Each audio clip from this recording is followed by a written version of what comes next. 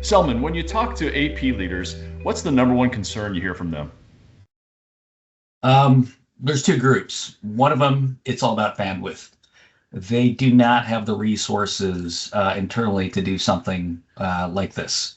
And then the second one I hear is they don't have enough access to the disparate systems.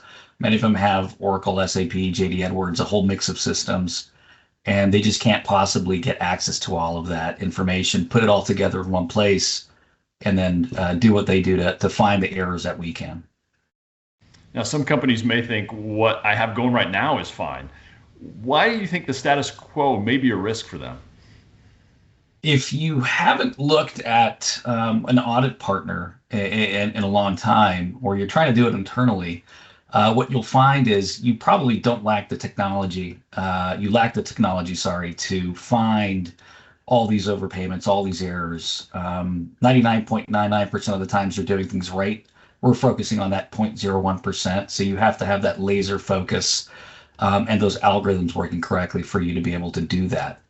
The other point would be some people think that they don't have an issue, and majority of their time they do, right? It's that 0.01% adds up real quick.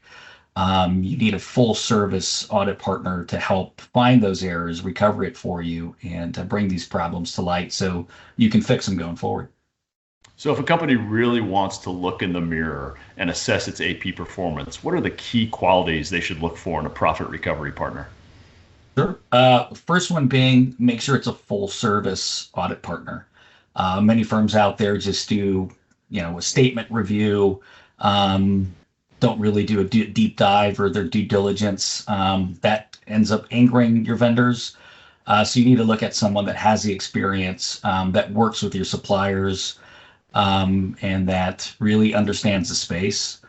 The second of that, and kind of in conjunction with it, is the people, right? The people that they employ to do the audit. Make sure that they're experts in their field, that they've been doing it for a long time, that they understand, that relationship with your suppliers is important. And third, I would say local support, local languages. So, usually our clients are global. They're all around the world. So we need to make sure that whenever you're contacting a supplier, you're doing it in their language, that we know those regional idiosyncrasies, to make sure the audit is a success, not only in North America, but globally.